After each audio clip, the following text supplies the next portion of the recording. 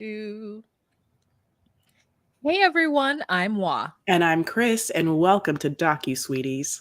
We're two longtime friends who discuss the riveting and sometimes trashy world of reality TV and docuseries. Yes, but through our own lens, which is, sick, it's healthy, it's mental, it's physical, it's up, it's down, but at the end of the day, hopefully mildly sweet. Hi, I sound gross. It's me, Chris. I have a postnasal drip, just like Adelaide from Adelaide's Lament and Guys and Dolls. Hi.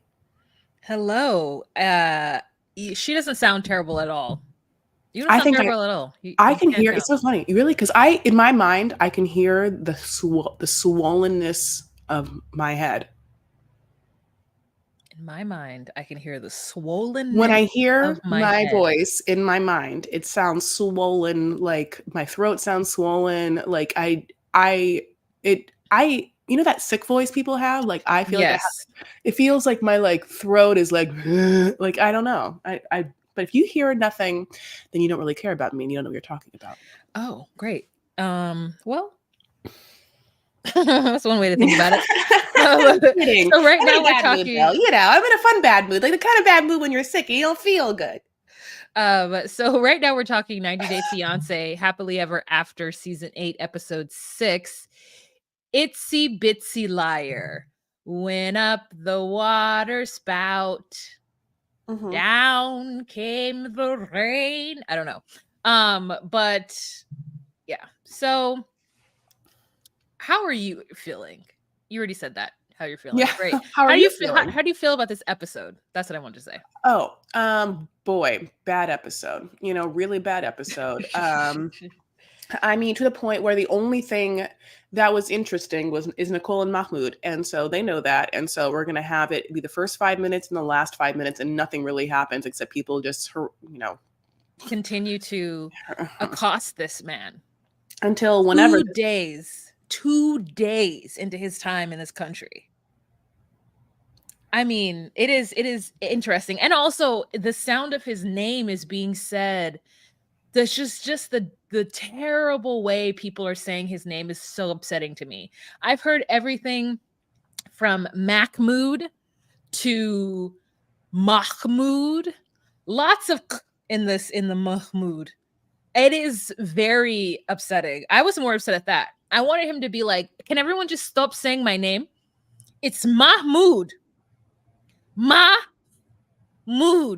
Or as the gays call him, Miss Mood. Anything but Mahmoud or Mahmoud. There's no C or K in it. I was just really upset. So we pick up where we left off, where he has kind of walked away from Nicole because she has called him like a little fucking man or liar or something. And he goes outside to have his coveted cigarette. This man. Is Angela Deem, Oh my like god. they Yeah. need him. They need him, honey. Her in that airport and him outside. Yeah. Like can't get the nicotine fast enough. So disgusting. And then The kids are back. Smoking is back in like the craziest way. Like I went like 10 years without smelling any tobacco in like the streets, of course marijuana, but no tobacco in the streets of these California. And now it's everywhere. I mean, once these girlies went back and were like, we're smoking, like people can't stand. It's like, it's hilarious to me because I'm like, is it timed with Ozempic and like the skinny look back? Like it feels like cigarette, skinny, Diet Coke. Like is it all coming back? I'm not quite sure. oh my gosh, what a time. What a I know. time that folks were in. Now, I guess I would say that people smoke here. I'm in the Midwest. So a lot of things that are kind of gone away in certain places in this country are still very much alive here. Like still very much putting sour cream in everything you can, from pasta dishes to baked goods. Still very much like Jello molds at every party. Lots of lots of cheese, just lots of just regular ass Wisconsin cheese curds, like many different types of cheese. And definitely the smokers. There are a lot of smokers in our smoking section at my job. Yeah, it's a whole situation here. So I don't notice the difference because I'm smelling cigarette smoke as if it's 1998. So's Julian, because he for some Yeah. reason decides to really stick his whole body into this Mhm. situation. I think what Julian does a bunch of things in this. So obviously Nicole brings all her dumb friends back to ridicule him, and then to sort of like, what she gets mad at is she wants all her friends to come back and then they to be the jury as she goes, Mahmoud, I was allowed to go. I should have been able to wear this backless shirt. They all said that, like she wanted to have a jury try their case, and she wanted to try him in that apartment, right? But he comes back, but when they come back and she's like, well, why wouldn't you come to dinner? He doesn't feel the need to allow all of these people he doesn't know to be in on like what is a very awkward and devastating part of him. And he's like, I just was tired. Obviously, the man is also exhausted. When we see him, he's like half asleep. Like, all of her friends walk into this house and they don't feel bad for Nicole. They start to feel bad for Mahmoud. Mahmoud. I'm saying Mah, but it sounds like, I don't know if you can hear, I don't know, but I'm saying Mah, anyway, God bless. So the Ukrainian lady is like, oh, she's like awkward. She's like, this isn't the win you think it is, Nicole. Julian goes out and he's like, let me tell you, my man, some women are bananas. Girls say horrible things to hurt you. And obviously Nicole had just said that. And he's like, and we say some things right back. And he's like trying to be like, look, I had this Ukrainian girlfriend. I made her my wife. And now we're like, it took 6 years, but she had to give up a lot. And I had to, change like one or two things. Like Mhm. mostly just Mhm. like how early I wake up or how late I wake up. Like, not a big deal for me. I'm a man. But anyway, for you, you're going to have to change your whole life, as you know. And Olga wanted to go home, but she stayed. And then it's interesting because there's never a chance that Mahmoud tries to talk to Julian, but really he wants to get the fuck out. He's so uncomfortable. And I mean, I get it. I mean, at this moment, I get it. Listen, whatever happens from this moment on, we are not privy to like what happened where there's like domestic violence situations between him and her. Now, I will tell you this. The last I checked on those DV things, he had gone back to Egypt, I think. But on their Instagram, they're very much still together, like celebrating their anniversaries together. So, I mean, Toxic. they might be one of the more toxic couples of now ever in the franchise. Yeah. Wow, that's interesting. So the conversation with Julian is really, Julian's really trying hard to get him to not give up on this relationship. Then Mahmoud goes back inside and he starts to look at his luggage like forlornly, like, what should I do? What's the plan? And then Julian is having a confessional, and all of a sudden we hear Nicole just like screaming in the background, and Julian just like stops and is just like waiting for the sound to stop so he can continue his talk to the camera. Because I think really Julian at this point is like so happy to be in the middle of all of this. He's like, I am the international Mahmoud whisperer. I understand Nicole. Like, I've done this process. Like, I Yep. get what's going on here. So I'm gonna step in and solve it. And so then she's like, well, then pack your bags then. And in her confessional, she's like, well, I saw him looking at his suitcase and his luggage and I got upset. So the obvious thing for me to say was, then just leave then. I So didn't really then, mean it. I didn't mean it. yeah, she's like, duh. Like, I didn't mean that, but I said it. And I'm like, I would die. I don't know if this is part of me. And this is just the way just the trauma of my childhood, the trauma of everything. When you say something to me, you mean it. And so I have a hard time with people. Like, I have a hard time understanding what's happening. So for her to say I didn't mean it was very confusing for me. And then he gets everything ready and starts to leave, and she asks Julian to stop him. She's like, Mhm. well, Julian, as though Julian is like all of a sudden her butler or some like help that needs to stop Mahmoud from leaving, because she can't. So then Julian follows him and is like, hey man, I know you want some air, do you want to just go out on the balcony? And Mahmoud's like, no, I want to leave. And so it's just so much kerfuffle and hubbub after she's done these terrible. And let me tell you, Olga and drunk Leslie, silent. Mhm. In the corner, awkward. They're in the corner like, Why'd you bring us here? Julian, thank God he's doing all the work. Yeah, they hate this. It's so awkward. It's so cringy. Like, it's awkward across the way. It's horrible what she's done to him. It's horrible what she's put her friends in this position. What her plan was didn't work. And it's interesting because she doesn't even have the wherewithal to be like, you guys, I'm so sorry that I put you in this. And I know this is a really bad scene. And now we're just fighting in front of you. You're not doing it. And I mean, this isn't working. And I'm really in a state where I don't know what to do. And I made some bad choices. Like, Yeah, instead, not what happened. this Nicole is like 3.0. Nicole's like, Nicole, did this happen to her in Egypt? Like, did he No, bring all of his friends over and his family? Did no. he call her names? And then did they, like, did that And if all he did, happen? it was behind closed doors, as it should have been. Like, I mean, she had the brother-in-law's lovely wife I there as know. like the mother who loved her. I mean, he was frustrated she couldn't light a pilot, like get the stove going.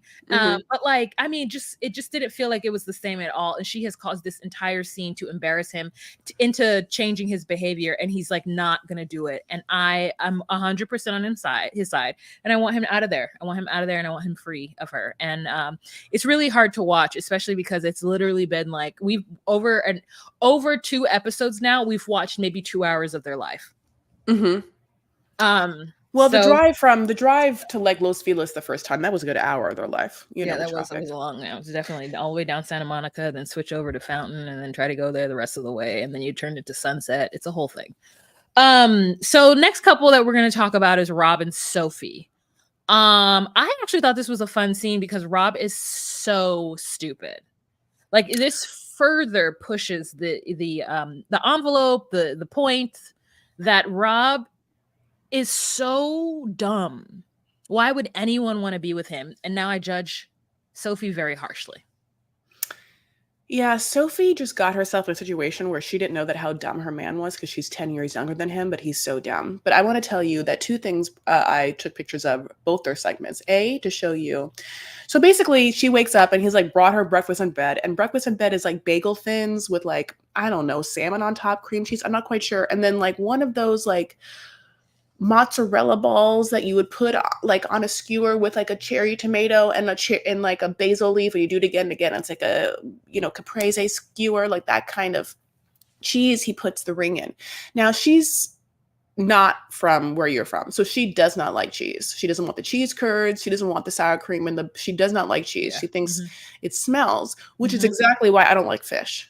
Mm. But Mhm. anyway, so he puts the ring in there. Now she's wearing this two-piece tie-dye set. And when I saw it, I was like, oh, you'd love this. Oh, it's two-piece tie-dye? Look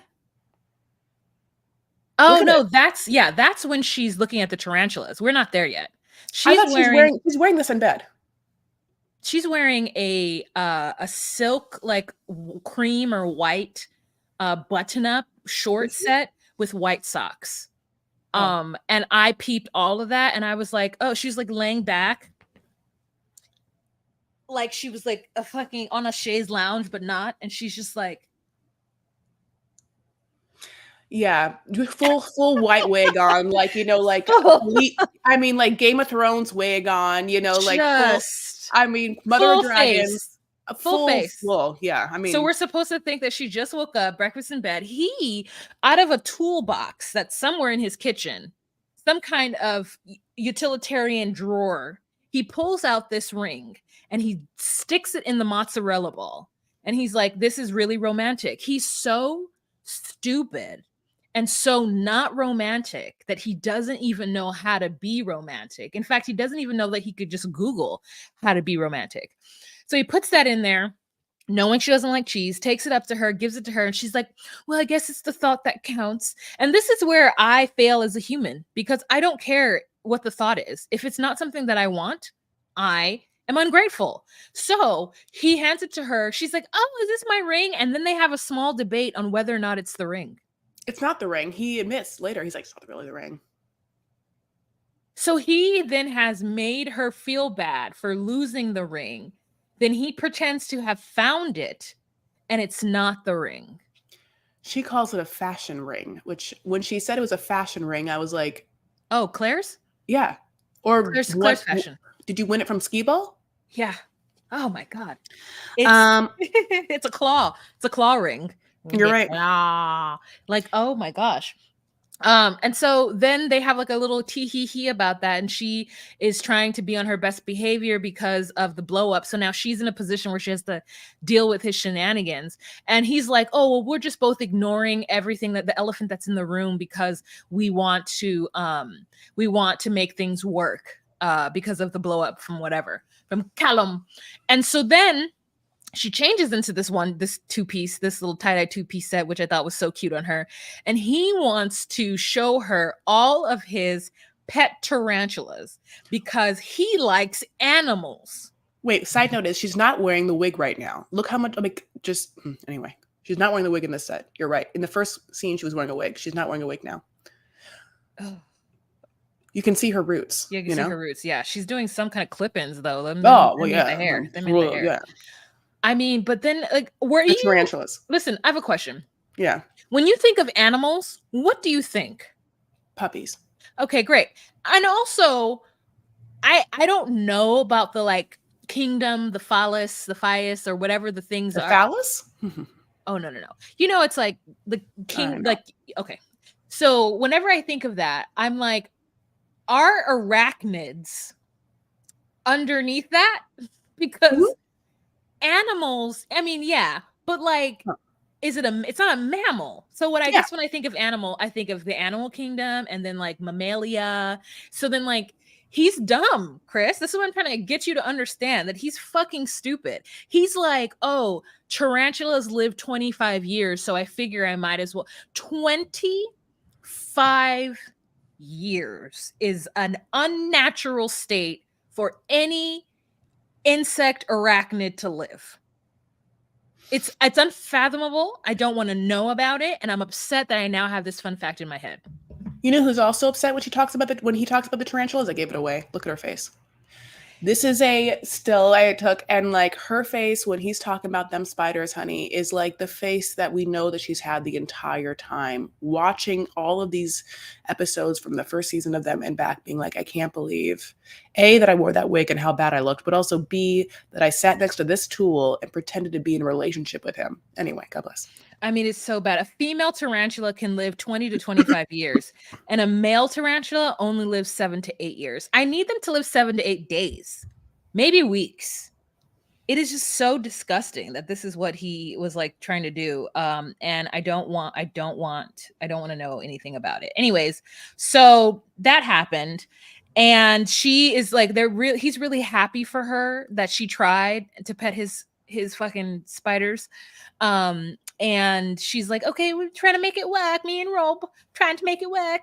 And then we go to we talk about her and her snails.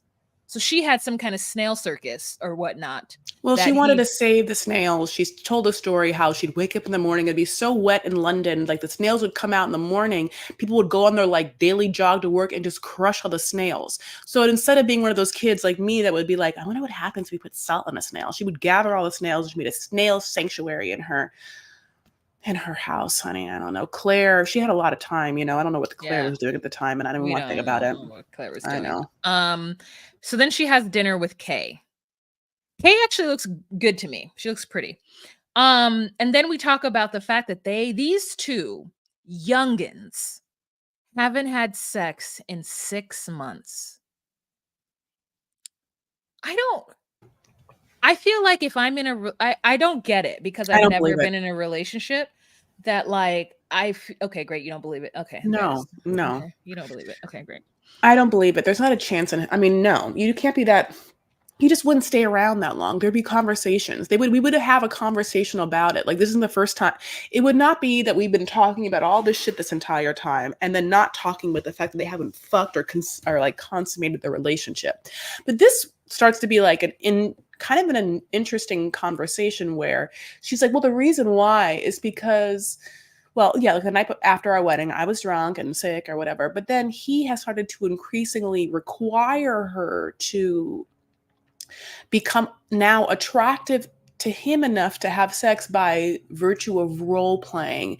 And Kay says like Halloween costumes, but like then Sophie's like, it's like he watches too much porn and he wants to like recreate that. I'm like, is that costumes and role playing then? Or is that I don't know, like, listen, to me, in the year of our Lord 2024, if you're a man that like is addicted to porn and you have like a intense appetite for the menu that you see online, which is not a very normal menu, like role playing just seems a little like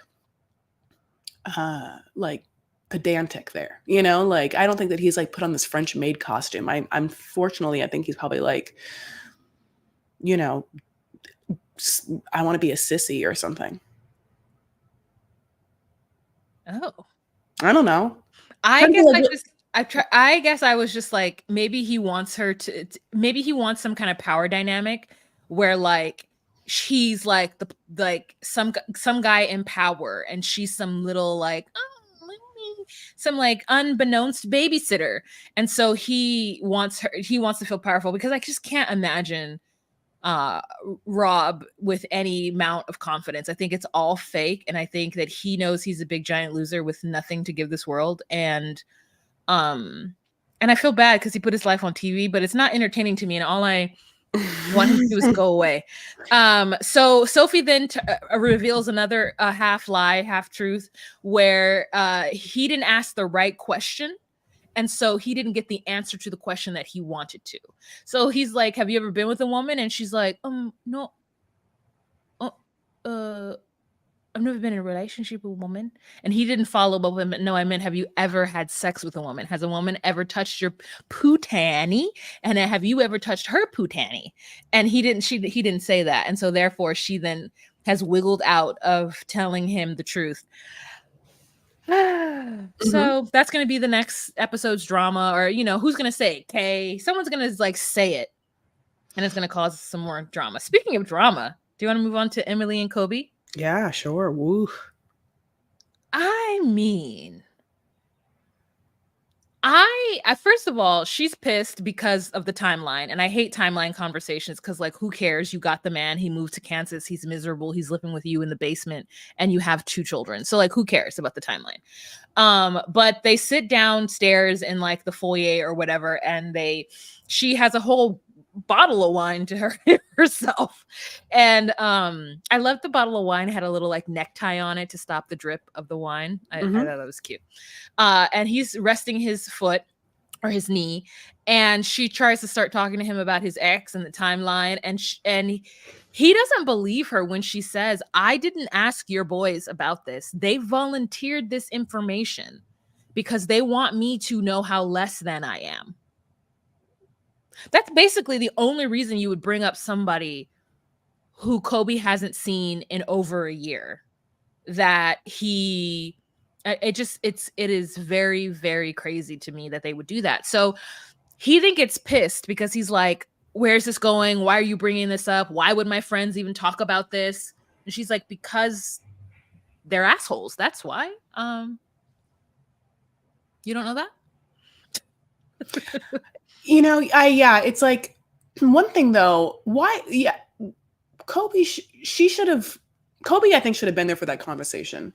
And Kobe, when we get to the next scene, isn't doing the due diligence of husbandry that I think that Cameroonian husbands should do. So you're right. So she is like, she has this thing, and his leg is, up, and she tells him what happened. He's like upset, but like, and he obviously was like, that girl, like, who are you going to believe, me or my friend? Like, I wasn't with that girl. So then they decide to take the whole family to an amusement park, and Emily's dad, David, cut his beard. Do you see that beard cut he got?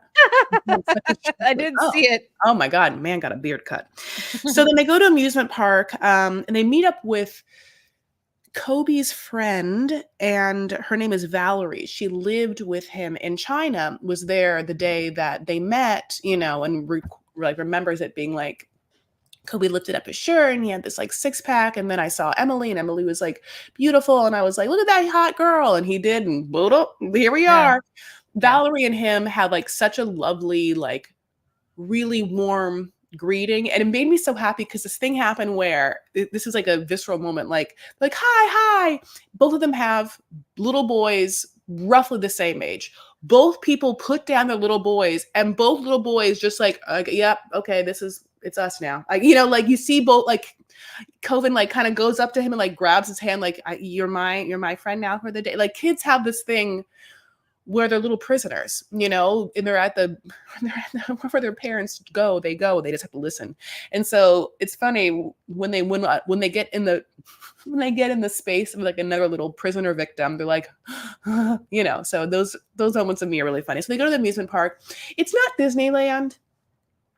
Doesn't look like Disneyland, you know, like it's not an American amusement park. It's like a little, yeah, it is actually, you know, it's so funny. Technically, there's amusements and it's a park. We have been overloaded with like what that means with like the pirates and the robotics and like, you know, the different worlds and all this stuff and the roller coasters. But, you know, these kids can't be on a roller coaster. They can't go on Space Mountain. They're tiny. You know, they're barely having fun on what looks like a very boring ride, you know, but Yeah. they do, but like they're babies, you know. Yeah, I mean, I think it's fun for them. It's like the children's section of Knott's Berry Farm. It's like Mhm. it works for them and their little bodies. And you know, so I'm glad they got the opportunity to do that. And Emily and the girl have a conversation. She has a cute blonde short cut about like Cameroonian women. And I don't think that this Cameroonian woman is at all buying what's happening, but she's like, well, yeah, maybe you should, you know, try to get to know the friends more so that they can understand your relationship. She doesn't fully say, yeah, no, I'm super submissive to my husband. I don't talk to him at all when he's in front of his friends. Like all I do is just bring over some tea and biscuits and I leave. um and so I'm just like, I wanted her to say, yeah, no, we're very different here. You're so loud and boisterous. But she didn't say that. She just said, try to get to know the friends, try to get to, you know, have them know you. And She does call her bossy though. She's like, you're bossy.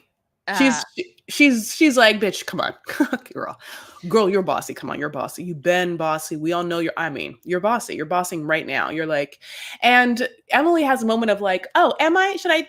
You know, and it's like, well, girl, if you feel like you are, that should have been like what you walked into the situation with. But she didn't, and she decided to have a conversation one on five with his friends without him, which I think that honestly, in my mind, I think Kobe was the one that was like, hey, Emily, just so you know, like, so the culture thing, like when people say there's a cultural divide or there's differences, one specific one is you probably just don't go talk to my friends without me. It's weird. Like, I wouldn't go talk to, like, you know, I wouldn't go talk to a bunch of your girlfriends without you because I would think it's weird because I'd be like, oh, let's take you. I mean, I don't know, you know. I mean, it's a 90-day trope though, right? That's part of the 90-dayness of it all.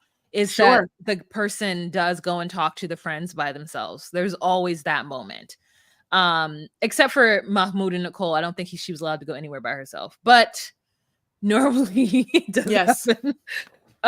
So I thought that was interesting. So then the next scene is Emily attempting to show them how fun she is by having her titties out.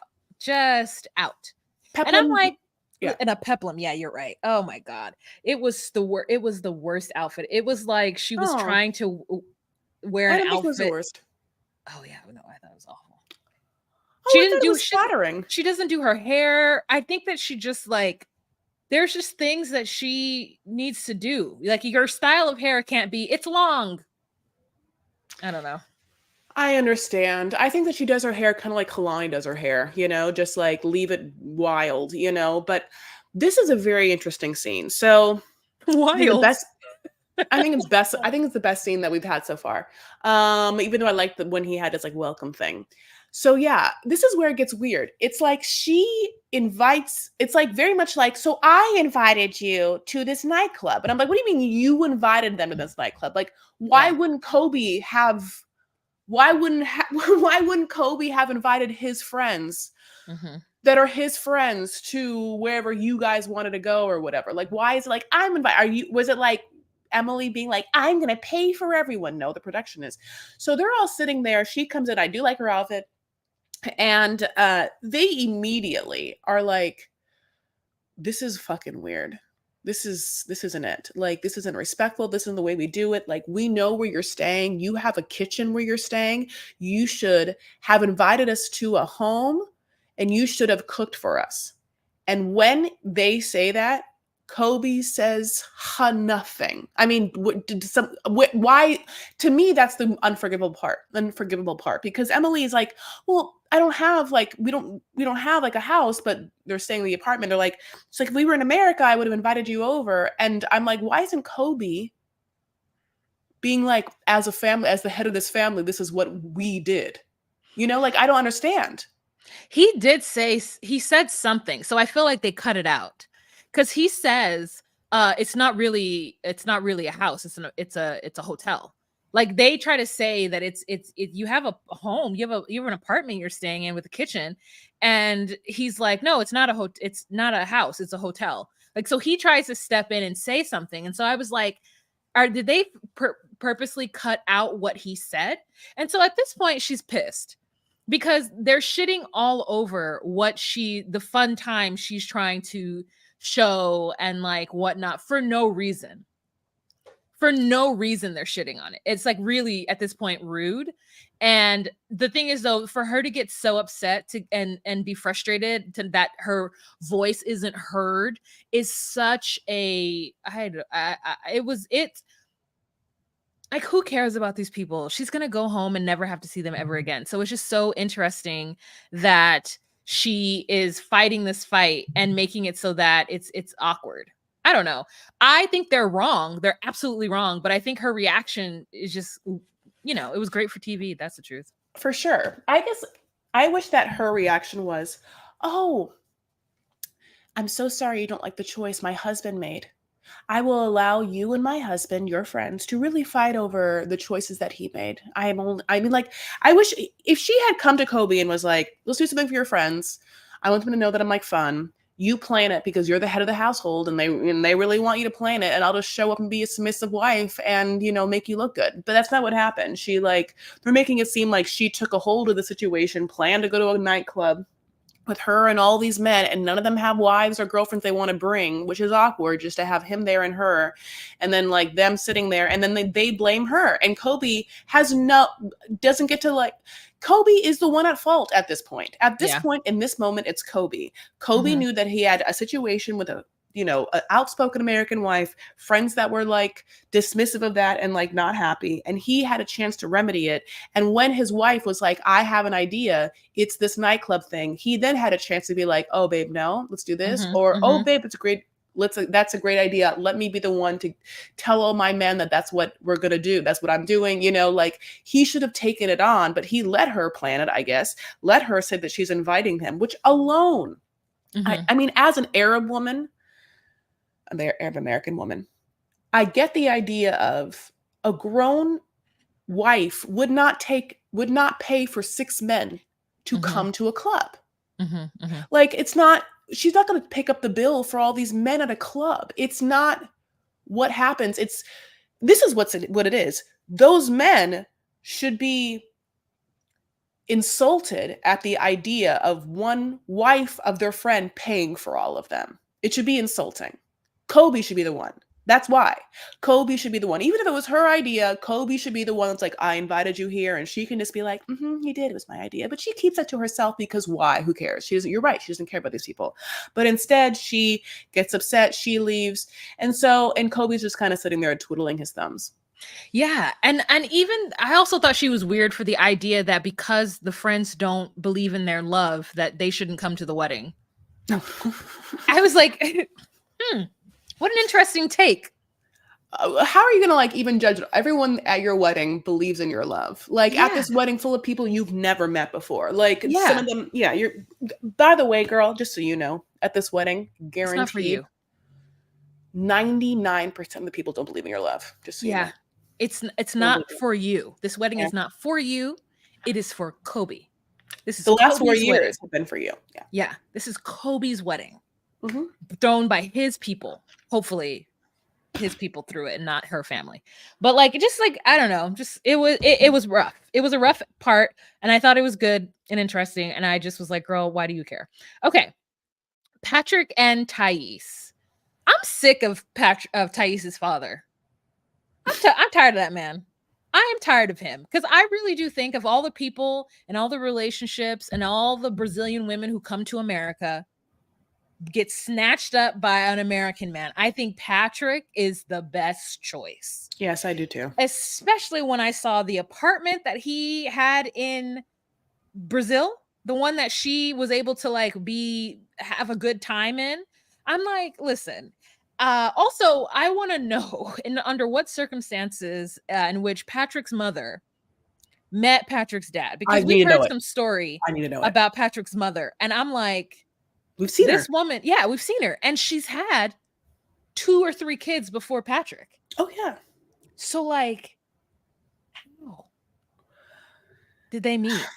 How did this? I mean, he's obviously some kind of international jet setter. If he can go from Brazil to the US and then back to Brazil and own apartments and shit and be somebody who has money.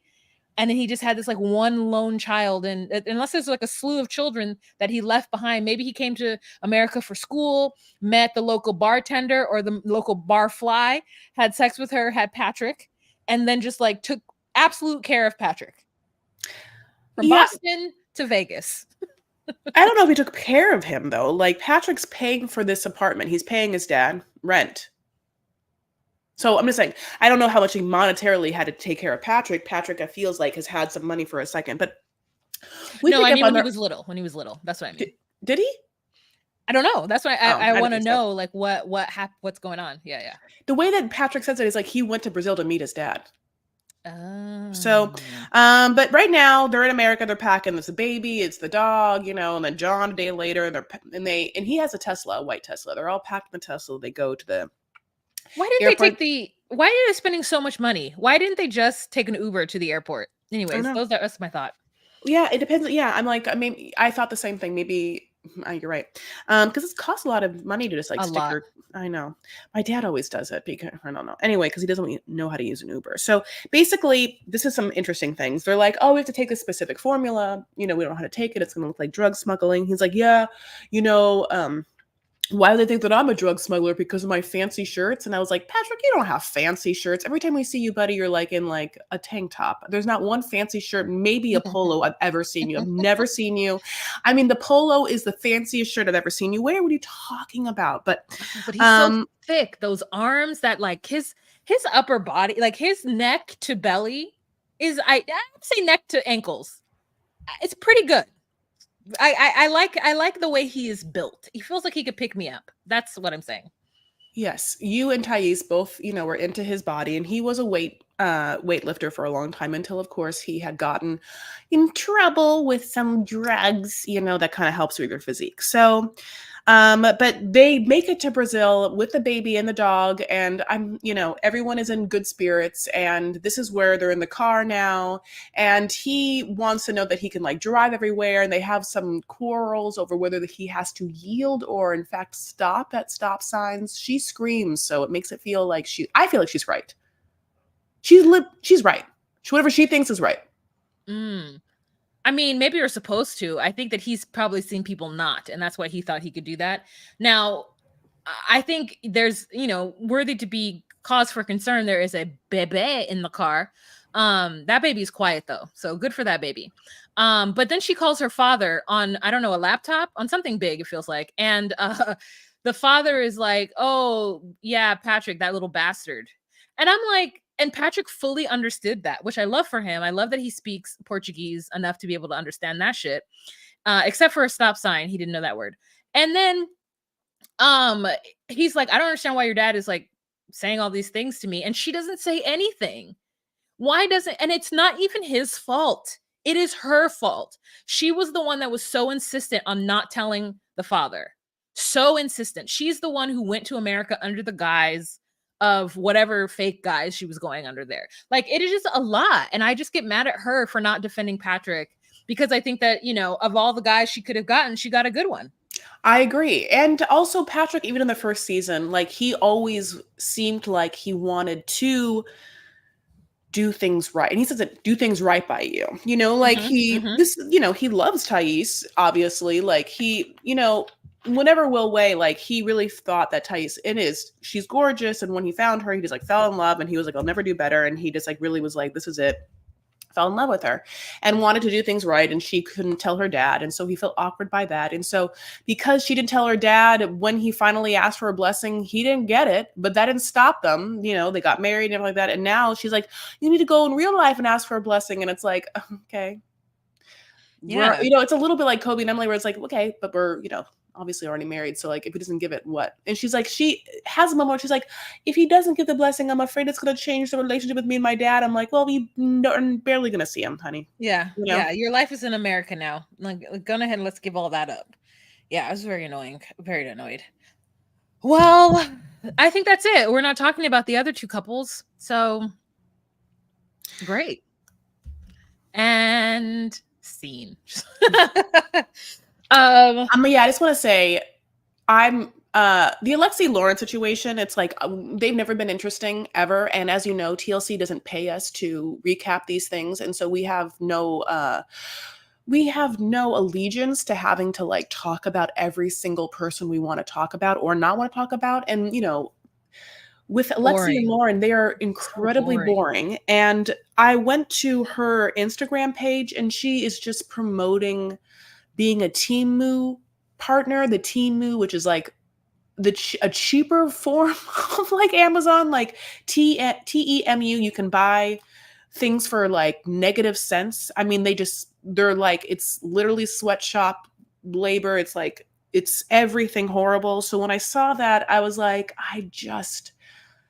I don't want to support you. I can tell by your Instagram that your trajectory in this world isn't to like provide either love, laughter, or light. The choices you're making, I'm not gonna be behind. So anyway, no thanks. And having said that, you're not gonna miss much. I mean, who cares about a mommy makeover? I'll tell you right now, her and being like, I need it so bad, and all her friends being like, you don't, is like absolutely not watchable. And so if you're listening to this, Matt Sharp, that's not watchable television, and we're not gonna fucking deal with it. That, and like, if she wants a mommy makeover, let her have it. They all act like she's gonna die or something. Like, I just am like, that's what the girl wants, because she's wearing all of her shirts tucked into high-waisted jean shorts. Then let her have it. I don't understand why this is a topic of like discussion. And it's just like, girl, okay. To get it paid for. She's only on this. I think she's only on the season to get it paid for. That makes sense. Okay. All right, you guys. So thank you so much for joining us. If you would like to see the visuals of what you're listening to, you can join us on patreon.com/DocuSweeties for $10 a month. You get exclusive goodies like a live every first Monday of the month, the episode when we can drop it to Patreon, the visuals as soon as we can, and other stuff. So if you're interested in that, join us on patreon.com/DocuSweeties, $10 a month. But if you can't do that, Chris will tell you what you can do to support us. Chris? Oh, you can follow us on all the social medias. You can follow us on Instagram at DocuSweeties, on TikTok at DocuSweeties, on X at DocuSweeties1. We have a Facebook group, the DocuSweeties podcast Facebook group. I don't know why I can't ever remember the name of this. It's the most basic name of a Facebook group, and yet every time it comes, I'm like, what is it fucking called? I think it's because I have other ones, like I want to say Vanity Fair or something like that. I'm not quite sure. Anyway, I love you guys. If you haven't yet, consider giving us 5 stars. We're keeping it real. We're keeping it real, honey. And guess what? Your girls, we're about to fucking talk about the new season of Love in Paradise. The new season. So of Love in Paradise. Yeah, we need you. We need your 5 stars. We need your like helpful reviews. We need you to share. But at the same time, we also want to thank you for being here and listening to us and hearing the sickness in my voice and not throwing up. There's no sickness. I'll talk to you later. Bye.